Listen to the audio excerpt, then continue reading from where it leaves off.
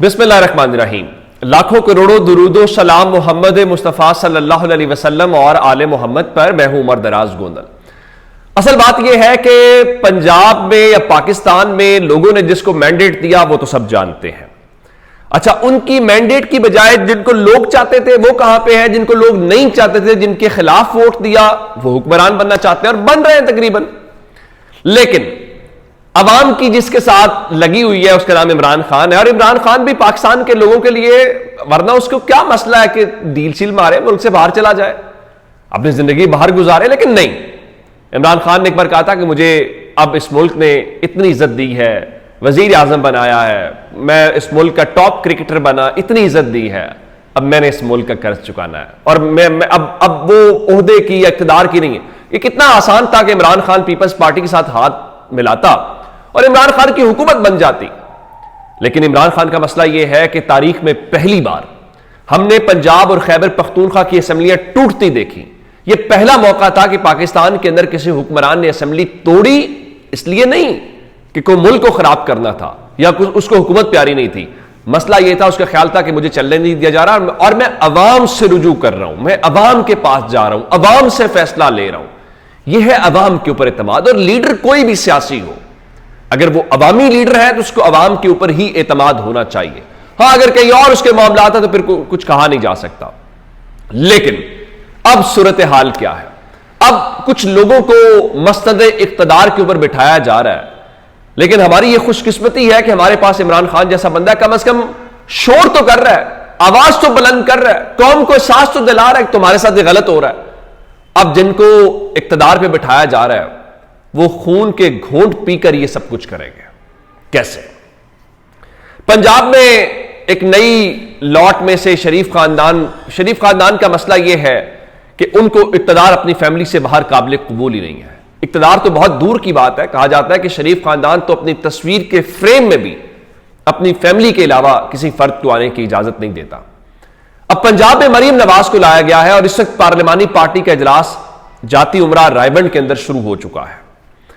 लेकिन मसला यह है कि अभी हल्फ लिया नहीं है और उससे पहले ही रंग में भंग पड़ गया है। जो मैंने आपको कहा था कि खून के घूंट समझ के पीने देगा इमरान खान इनको। और वो क्या है जिसको अब झटका कहते हैं? असल हुआ क्या, पिछले थोड़े अरसे में पंजाब की जो सरबराही थी इमरान खान ने जिस आदमी को दी वो उस लेवल का नहीं था या तगड़ा आदमी नहीं था जो पंजाब में जरूरत थी। लेकिन इस बार इमरान खान ने जो अपने खिलाड़ी मैदान में उतारे हैं, वो अली अमीन गंडापुर खैबर पख्तूनख्वा में हो या पंजाब में मियां असलम इकबाल हो, तगड़े खिलाड़ी हैं। इधर मरीम नवाज ने जाती उमरा में इजलास शुरू किया है और उधर पेशावर हाई कोर्ट ने उनके लिए लंका ढा दी है। लंका कैसे ढाई है? मियां असलम इकबाल को पंजाब में वजीर आला का उम्मीदवार नामजद किया पाकिस्तान तहरीक इंसाफ ने। लेकिन उनके ऊपर आप जानते हैं कि बहुत ज्यादा मुकदमात जो हैं वो बनाए गए हैं और पंजाब में 21 मुकदमात दर्ज हैं उनके ऊपर। 21 मुकदमात के लिए उन्होंने पेशावर हाई कोर्ट में रुजू किया और जहां पे जस्टिस वकार अहमद जो हैं उन्होंने उनके केस की समाअत की। उनका जी मुझे राहदारी जमानत दे दे, मैं अदालतों में पेश होना चाहता हूं। तो उसके बाद पेशावर हाई कोर्ट ने उनकी राहदारी की जमानत मंजूर कर ली और राहदारी की जमानत मंजूर करने के बाद आज मियां असलम इकबाल को एक तवील अरसे के बाद हमने टीवी के ऊपर देखा है। यह अवाम की सबसे बड़ी फतह है। अब आप कहेंगे कैसे? इमरान खान हो, मियां असलम इकबाल हो, इन सब के नामों के ऊपर पाबंदी लगाई गई थी, मीडिया को बाकायदा फहरिस्त भेजी गई थी। कोई कहा गया ये इश्तिहारी हैं, ये इनके नाम टीवी के ऊपर नहीं चलने चाहिए। लेकिन फिर क्या हुआ? फिर 8 फरवरी को पाकिस्तान के लोगों ने फैसले सुनाए और बंद कमरे वालों के जो प्लान हैं उनको तहस नहस करके रख दिया। अब आप रोकें टीवी के ऊपर मियां असलम इकबाल को। मियां असलम इकबाल नामजद वजीर आला है पंजाब का और उसने अपोजिशन लीडर बनना है। वो क्या कह रहा था? वो कहता है मैं बैक वक्त लिबर्टी में, जिना हाउस, इन मुख्तलिफ जगहों के ऊपर कैसे बैक वक्त हो सकता हूं। और फिर उन्होंने कहा रात को जो प्रेस कॉन्फ्रेंस की शहबाज शरीफ ने, बिलावल ने और शहबाज शरीफ ने और जरदारी ने, जिसमें वो उसको अपना भाई कह रहा था, उसने कहा वो हुक्मरान नहीं लग रहे थे, वारदातिये लग रहे थे। और इन्होंने जब जब आए हैं पाकिस्तान के इदारे तबाह किए हैं। मेरे ख्याल से अगर आप पंजाब में जाएं, पंजाब के लोग जरदारी साहब के बारे में क्या राय रखते हैं सबको पता है। लेकिन इससे बेहतरीन मंजर, ये शानदार चीज क्या है कि जरदारी साहब, बिलावल, शहबाज, ये सब बैठे हूं ये एक लाइन के अंदर। लोगों, इमरान खान यही तो बताता है, ये एक है, ये जब लड़ते हैं तो झूठी लड़ाई करते हैं, ये पाकिस्तान के अंदर सिर्फ इक्तदार चाहते हैं। मियां असलम इकबाल ने यही कहा है, कौम के मैंडेट को मानो, इनको कौम पे मुसल्लत ना करो। अब परेशानी क्या है, असल में आपकी तरफ आना चाहता हूं। उनके जो लोग हैं इस वक्त, उन्होंने शोर मचाना शुरू कर दिया। और मियां असलम इकबाल के साथ जो कुछ हुआ हमारे सामने है उनका। मैं तो अपनी बेटी की शादी के हवाले से इंतजामात और दावतनामे देने के ऊपर चला गया था। उनका मुझे कुछ सीसीटीवी फुटेज दिखा दें, मैं किसी जगह के ऊपर मौजूद हूं, आप जहां पे ये कह सकते हूं कि जनाब वो मियां असलम इकबाल वहां पे था, या कोई वो चीज, मेरे कोई कॉल रिकॉर्ड दिखा दे। फिर एक और बड़ी खूबसूरत मियां साहब ने बात की, कहते वो कहा जाता जी फला इलेक्टेबल्स हैं, इस जनरल इलेक्शन ने इस मिथ को तोड़ दिया है, पंजाब में कोई इलेक्टेबल है। उनका एक ही बात है कि इमरान खान का सिर्फ पंजाब में वोट है, एक शख्स का वोट है, जो उसके साथ खड़ा रहा वो जीत गया, और जो उसके साथ खड़ा नहीं रहा वो हार गया। यह अलग बात है कि अब लोगों को कहा जा रहा है कि मुस्लिम लीग नून में शामिल हो जाओ, वरना आपके जो कामयाबी के नोटिफिकेशन जारी किए गए वो भी वापस ले लेंगे। उसकी एक खबर सुन लीजिए।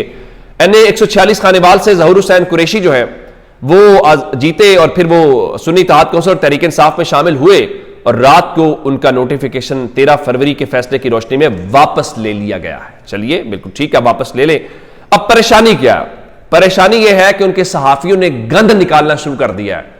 डर यह है कि मियां असलम इकबाल असेंबली में होगा तो मरियम नवाज सुख का सांस नहीं ले सकेंगी, वो एक एक चीज उठा के फेंकेगा। और शरीफ खानदान तो वैसे ही फिर आपको पता है कि ऐवान वजीर आला में आना तो अपनी तौहीन समझता है। तो अब वो परेशानी बहुत ज्यादा है कि मियां असलम इकबाल, और कहा क्या जा रहा है जी मियां असलम इकबाल को जी लाया गया है। और भाई जिनको लाया गया है या जिनकी ये सूरत हाल हो, क्या उनके साथ ये सलूक होना था जो हमने पिछले एक साल में देखा है? क्या उनके साथ ये होता है? और फिर वो अदालतों से रिलीफ लेके आ रहे। और फिर मरियम नवाज के हवाले से तो शेर अफजल मरवत अब से थोड़ी देर पहले यही बात कर रहे थे कि जनाब मरियम नवाज तो अपनी सीट खुद हारी हुई है, वो कैसे वजीर आला बन सकती हैं? तो लेकिन चलिए, ये जो 4 दिन की चांदनी है वो कब तक चलती है उसको देख लेते हैं। अच्छा, दूसरी खबर सुन लीजिए इमरान खान से मुतल्लिक। इमरान खान की जमानत की खबर है, और वो अल कादिर ट्रस्ट केस है, 190 मिलियन पाउंड वाला जो मामला है, उसके ऊपर इस्लामाबाद हाई कोर्ट में 26 फरवरी को इस दरखास्त को समाअत के लिए मुकर्रर कर दिया गया है। और जस्टिस अरबाब मोहम्मद ताहिर हैं, जस्टिस समन रिफत इम्तियाज के ऊपर मुश्तमिल जो 2 रुकनी बेंच है, वो इमरान खान की दरखास्त जमानत के ऊपर समाअत करेगा। और इमरान खान इस केस के अंदर इस वक्त जुडिशल रिमांड के ऊपर है। अब देखते हैं कि उसके अंदर वो उनकी जमानत हो पाती है कि नहीं हो पाती। अब एक जानिब ये सूरत हाल है, दूसरी जानिब काजी फायज ईसा साहब आज क्या फरमा रहे थे? वो फरमा रहे थे जी मुल्क में बस 2-3 ही इदारे बाकी रह गए हैं। फरमा रहे थे कि एक सुप्रीम कोर्ट है, एक पार्लियामेंट है, और 1-2 और इदारे हैं। तो इनका ये नहीं होना चाहिए कि बस आप इदारों पे मलामत शुरू कर दें। बिल्कुल ठीक बात है। वो जो इदारे रह गए हैं, जरा लोगों से तो निकल के पूछें लोगों की क्या राय है, कि लोगों को किस कदर वो इनके बारे में कहते हैं। फिर आज जरा वो जो शौकत बसरा को उन्होंने कहा कि अगर बाहर निकल के बात की तो फिर नताइज के लिए तैयार है ना। मैं वाकई आपके सामने इस्नात मलिक ने रिपोर्ट किया वो सुना देता हूं। वो कहते चीफ जस्टिस का शौकत बसरा के कंडक्ट पर बरहमी का इजहार, ये बरहमी नहीं है तो सीधी सीधी धमकी वाला मामला था। शौकत बसरा ने कहा कि मैं इस केस पर बोलना चाहता हूं। चीफ जस्टिस ने कहा आप तशरीफ रखें। शौकत बसरा ने कहा कि मैं वकील भी हूं हाई कोर्ट का। तो चीफ जस्टिस ने कहा आपको हमारी आवाज क्या सुनाई नहीं दी, आप बैठ जाएं। अब शौकत बसरा के मामले के ऊपर अदालत ने फिर सुप्रीम कोर्ट बार के सदर को वो शहजाद शौकत साहब को बुलाया। शहजाद शौकत साहब कह रहे हैं जी तारीख में इतनी शफाफियत कभी भी नहीं आई जो काजी फायज ईसा साहब। भाई बार एसोसिएशन तो सत्तू पी के सो रही हैं, वकीलों के दरवाजे तोड़े जा रहे हैं, घरों में दाखिल हो रहे हैं, और वो तो प्रेस कॉन्फ्रेंस करते हैं। फिर वो कहते हैं एफआईए के नोटिस उसके बाद आते हैं सहाफियों को। अच्छा, फिर क्या कहने लगे? चीफ जस्टिस ने उनको बुलाकर इन साहब को देखें, ये भी आ गए हैं तकरीर करने, इनके खिलाफ क्या किया जाए, बार में इनका केस भेजें। तो सदर ने कहा नहीं, इनका इस केस से ताल्लुक नहीं है, दरगुजर करें। चीफ जस्टिस कहते हैं आप कहते हैं इनको छोड़ देते हैं। फिर चीफ जस्टिस इन्होंने अगर बाहर जाकर इस पर केस पर गुफ्तगू की तो फिर ये तैयार रहे। सदर ने कहा मैं समझा दूंगा। काजी साहब ये कह रहे हैं तकरीर करने, तो काजी साहब बताएं ना सुप्रीम कोर्ट के हाथे में बैठ के आप क्यों इंटरव्यू दे रहे थे, आप क्यों वजाहतें दे रहे थे? आज आप मीडिया को तो आप कह रहे थे जी मीडिया वाले झूठ बोलते हैं, ये सब कुछ गलत खबर चला दी और फलां झूठ, मैंने झूठ वाला लफ्ज नहीं कहा, गलत खबर चला दी। तो आप सुप्रीम कोर्ट के हाथे में आपने क्यों नहीं बुलाया कमिश्नर रावलपिंडी को? बुलाते आपने क्यों इंटरव्यू दिया? क्या ये चीफ जस्टिस का कंडक्ट है कि वो इंटरव्यूज देगा? वो यूट्यूबर्स को या जर्नलिस्ट को अपनी मर्जी के जो उसको पसंद है उसको, या ये सिर्फ बाकी के ऊपर है? ऊंचे बैठ के बातें करना आसान काम है, जाहिर है। चले कोई बात नहीं, इक्तदार तो ये ओहदे ये मनसब आनी जानी चीजें ये चलती रहती हैं। अब वो बात कर रहे थे जी कुछ और इदारे हैं, एक इदारा इलेक्शन कमीशन भी है। पूरी कौम पीट रही है भाई, फॉर्म 45 के मुताबिक नताइज दो। आज मेंबर पंजाब हसन भरवाना साहब फरमा रहे थे कि जनाब देखें पूरे मुल्क में फॉर्म 45 की शिकायत है, इलेक्शन कमीशन लाखों फॉर्म 45 की स्क्रूटनी कैसे कर सकता है? फिर फरमाने लगे हैरान हूं, 1 लाख से ज्यादा वोटों की रद्दोबदल की हिम्मत कौन कर सकता है? दरखास्त गुजार के वकील ने कहा कि फॉर्म 45 की तहकीकात के लिए इलेक्शन कमीशन फोरेंसिक कंपनी की खिदमत ले सकता है। जब आपका पुलिस वाला यह कहे कि मुल्क में इतने कत्ल होते हैं, मैं इनकी तहकीकात कर सकता हूं सबकी, और इलेक्शन कमीशन कहे कि लाखों फॉर्म 45 है, हम इनकी स्क्रूटनी कर सकते हैं, तो फिर पाकिस्तान के लोग कहां पे जाएं? फिर इसका मतलब तो यह है कि आप सब लोगों ने मिलकर यह सारा कुछ किया।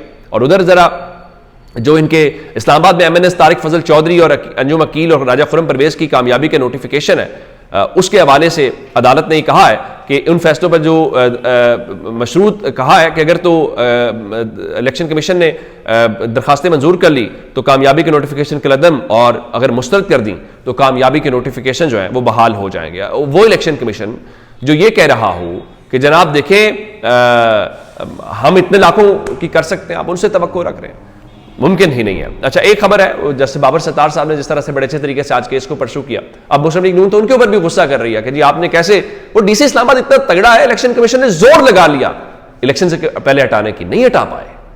अब उनके और वो एसएसपी ऑपरेशन वाले केस का फैसला जो है वो 1 मार्च को इस्लामाबाद हाई कोर्ट ने कहा कि हम सुनाएंगे। अपना बहुत सारा ख्याल रखिएगा, खुदा हाफिज।